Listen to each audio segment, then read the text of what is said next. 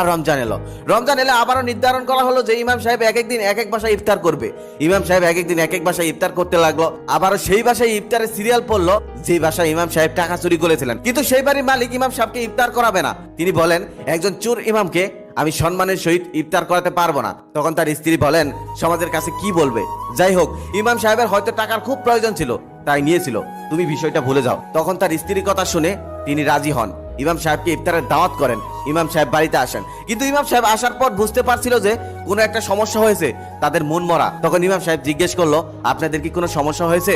তখন তার স্ত্রী মুখ ফুটে বলেই ফেললো, আপনি যে গত বছর ইফতার করেছিলেন, আমরা ওই ঘরে ইফতার বানাচ্ছিলাম, আপনার পাশেই কিছু টাকা ছিল। ওই দিন আপনি ছাড়া আর আমাদের বাড়িতে কেউ আসেনি, কিন্তু আপনি যাওয়ার পর সেই টাকাটি আমরা পাইনি। তাহলে কি আপনি টাকাটা চুরি করেছেন? এই কথা শুনে ইমাম সাহেবের চোখে পানি চলে আসলো। আর ইমাম সাহেব বলল, আপনাদের টাকা হারিয়েছে, আপনারা এতদিন কেন আমাকে বলেননি? তখন তার স্ত্রী বলেন, এই লজ্জার কথা কি কাউকে বলা যায়?